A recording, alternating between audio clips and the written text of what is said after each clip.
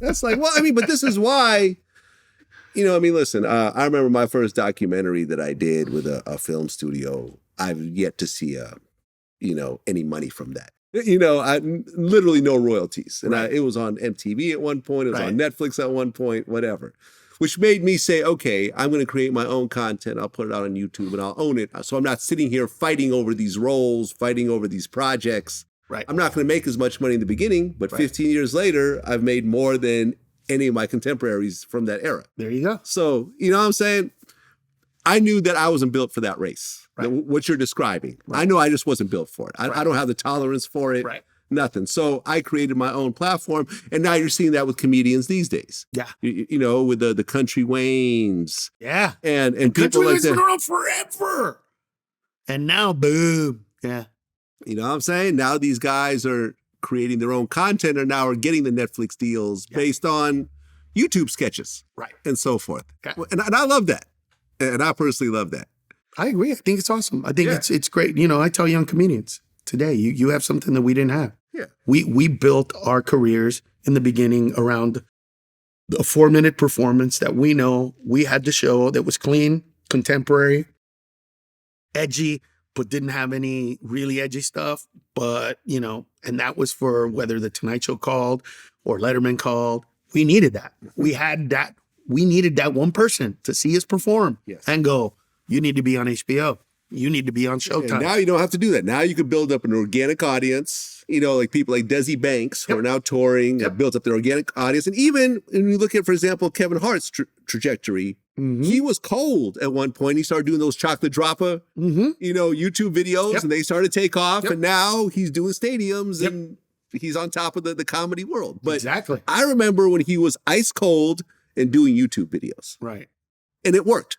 Yeah. And it worked. Yeah. Bypassing the powers that be. The powers that be. Exactly. But that's something you can do now that you couldn't do then. That's something you could do now. Which is awesome because now you don't need it. You know what I mean? Exactly. Now the problem becomes if you get it too soon and you sell out and people kind of don't respond to your comedy because you're too young, because you maybe have 20 minutes instead of 45, or you have, 30 instead of an hour. Getting that kind of exposure too early sometimes can be detrimental to some of these kids' careers. So hopefully they'll be able to kind of maneuver around it. I tell the young ones that don't have a lot of, I say, listen, if you got 20 minutes, then do 20 minutes and have other comedians around you, but don't suck on stage. And if you're going to suck on stage, then bring the ticket prices down. Yeah. And say to people like, hey, I do stand-up, but I'm not a stand-up. So I'm not going to charge $50. I'm going to charge only $20 and just know that I'm working on stuff. So that's cool. Because there's ways to do that where you can, if you lower your prices and you tell people, hey, we're just working on material. They're like, hey, we want to see that. And they kind of want to become part of it and they're okay with it. And the comedy clubs don't care because, they're giving you most of the door anyway. So whether you make, off $20 or off $50, it doesn't really matter. It's kind of your thing. So you can do that now, and that's pretty awesome. We couldn't do that before. There's a sense of autonomy now. Oh yeah, and creativity too. By the way, absolutely. Because imagine, a guy who back in the day used to go up on stage with a guitar. Today, that guy can create videos, put them out 1 minute at a time. Doesn't even have to write a whole song, by the way. Yeah, just 1 minute. Because anything over a minute is beyond Reels and beyond TikTok. Yeah. Beyond Shorts. You know what I mean? So you gotta everything. Now everything is driven by the algorithm on that phone right there, man. Even specials now, they're starting to tell you hey, these are the habits of the people that watch specials on their phones. These are, so they're already starting to get into the algorithm of people that want to watch your stuff here as opposed to on a screen, as opposed to on TV. All that stuff is part of it. No, when I launched Vlad TV 15 years ago, I understood this was before YouTube was even on phones. It was just desktops. I knew that no one's going to sit in front of a laptop to watch an hour and a half. In the same way they're in their living room or in a movie theater. Right. So I would, what is called clipping up. I was doing that in 2008. I would break it up into 5 to 10 minute parts. Right. And 15 years later, I still do the same thing because I understand that people have an attention span that's very different than when they go buy a ticket, get a babysitter, do their hair, They're invested. They go to a different location. They're invested to sit there for a couple hours, have drinks and whatever else. Right. Your phone is not that. Right. And you have to admit that it's not that and base your content around that. Yeah. And the people who are successful, like Bubba Dub, who I just interviewed, these guys who came up doing short Instagram videos, who translated that into actual paid shows and touring and everything else like that. Bravo. Yeah, I agree. 100%. Bravo. A lot of comedians hate him, Oh, what is this? Is this a YouTube show? It fucking sucks. Oh, dude. It's just, whatever. Everyone's going to hate the next generation and so forth. But I've always tried to embrace it, man. I've always tried to embrace, because I feel like if you embrace the next generation, you'll do better yourself. Hey, listen. And they want to be embraced. They want the OG to tell them, yes, our mistakes. And, I'm 50, you're 56, I think. Yep. They want to know all the stuff that we fumbled on. Yep. And all the things to try to avoid. Right. And of course, they won't listen half the time, but that's okay.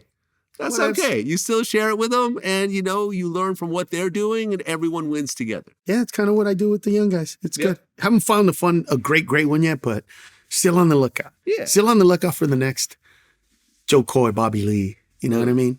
I discovered those guys, but I'm trying to find someone else. I've interviewed Joe Coy before. We need to get Bobby Lee on the show. Yeah. You should. He's a great guy. Yep. Carlos Mencia, man, thank you so much for coming in, man.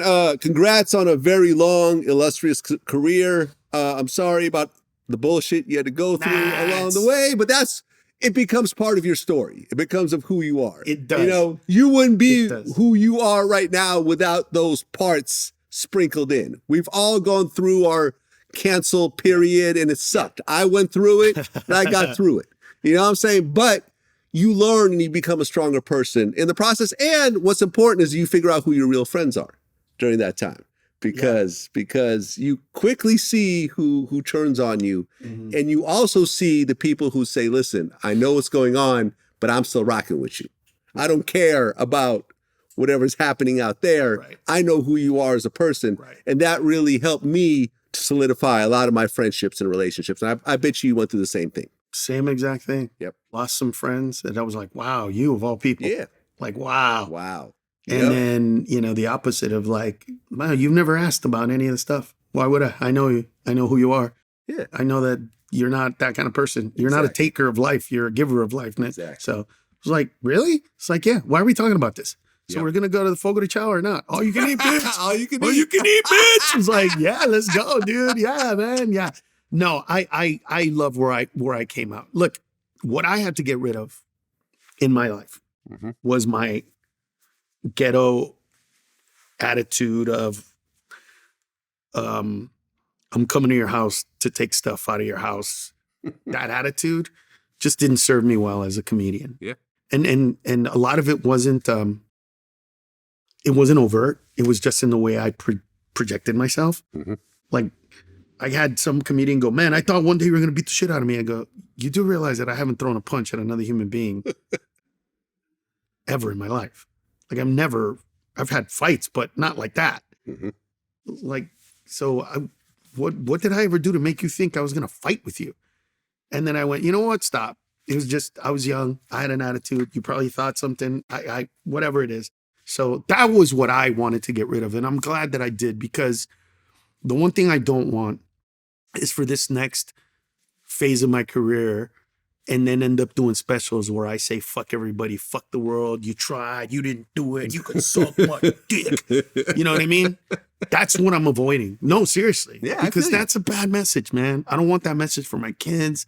I don't want that message for anybody. I tell my kids, when you have power to do whatever you want, that's when I'm going to find out the kind of man that you're going to be.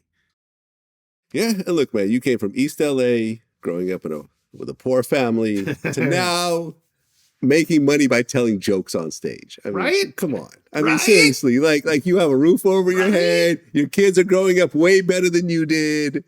And I still have the little bullet wound from a 22 right here that entered my body when I was a kid. Shot? I got shot with a 22 right here. And so now I get to, all it is now is just a little white spot in my leg right there, dude. But that's a 22. It bounced off a wall, went in, but it didn't go deep. It went in like short enough that I could kind of get it and pick it and take it out. Oh, you actually pulled out the bullet? Yeah, I pulled out the bullet right here. 22. So like I'm sitting here right? These are the moments that take me out of that seriousness. Yeah. Right? Where I'm like, man, I shouldn't have done this, and I should have done that, and I should have said this, and I should have done that, and I should have got off stage, and and I could have, and then they called me, and I could have, and then I look at this and go, man, that's the only one that hit me. Like, that's not the only one they shot at us. Do you know what I'm saying? Was it like a drive-by or? Oh, all the time. Happened all the time. Okay. Like where I grew up, it happened all the time. Anytime a car came in driving slow, You knew it was a drive-by. yeah, we were all like, drive by, you know what I mean? We'd run and you know what I mean? Wow. And then the car would drive by like, false alarm. And then we come back and play baseball again like nothing happened. Like nobody was ever like, holy shit, somebody almost killed us. Let's stay inside. It was like, what? That was Lalo, dude. He bought a new car. Let's go. Even if it was a drive-by, we'd be like, all right, are they coming back? Nah, they're not coming back. And we go out there and play, dude. I mean, a drive-by with a 22 seems a little weird. I mean, because you technically can kill someone with a 22, but not really. Yeah, but these were like back in the day. This was the 70s when they didn't have access to. I don't know if you had access to all the guns that we have now. Right. I don't even think that Glocks were invented at the time. Right. I think cops had Berettas. So we're like talking about like way back in the day when they didn't have access to a lot of, you know what I mean? 45s, 9mm. This was before the crack era where everyone had the Tech 9s. This was before the crack era. Yeah, that's what I'm saying. Right. So this was before the Tech 9s, before the 45s, you before were the. lucky. This is the 22 era. So this was an era where whatever they got, like let put it this way. I think I got shot with a revolver. With a 6-shooter. Yeah. I literally A cowboy gun. I literally think they were like, we're gonna get him home. Like that's what they thought, you know. So that's but this kind of stuff like reminds me, you know what I mean? Like, wow. That's what's up. You know what I mean? I got a scar right here where I got stabbed. I remember that. You know what I mean? Got a scar on my back from when my mom beat my ass in Mexico. I remember that. Like those moments kind of bring me back to all of this. And, you know, look, I could claim victimhood and all this kind of stuff. I just needed this past decade to find myself, to find who I want to be. You know what I mean? Mm-hmm. I have the skills. I know how to tell jokes. I know how to be funny. I know how to act. I know how to do that. But I wanted to do more, and I wanted to do more for myself. And I didn't want to be the same human being, and I wanted to evolve, and I wanted to get better. And as much as I want to be a victim, I'm not. I strategically, in some ways, made this happen, made all this negative happen so that I can find myself in this world. And I did. And I'm so grateful that I'm at another place with it. You know what I mean? I'm so grateful that I could do what happened today. That I literally went, what are you doing in my room, bro? I was not feeling great today. And you're supposed to, dude, you got some things you're supposed to be doing right now. It's like, oh, damn. You were a little late to the interview. So yeah, but thank God I'm just down the street. So I was like, I'm literally in the car doing this. Like, oh, I think I got a crusty right here. I got a crusty hair. Like, oh, I'm gonna be fine. I'm gonna be fine. What's up with the hair? Nope, we're doing a hat. We're doing a hat. I'm not going it. I'm not even gonna match. I'm gonna wear all this stuff that doesn't go together. Like, whatever, dude. Who cares? Just do it. Good. Carlos Mencia, man, truly a pleasure. Wish you all the best. You know, you got many years ahead of you, a lot of laughs, you know, making a lot of people happy. Hey, listen, now that I know you're here, if there's any ever stuff like, especially stuff that's in the news, stuff that's in the zeitgeist you want to talk about, man, and do like a fun stuff. Call me, because I'm just down the street. Let's do it. Let's do it. Because that's the one thing I love doing more than anything. Yes, sir. Let's do it. Until next time. Peace.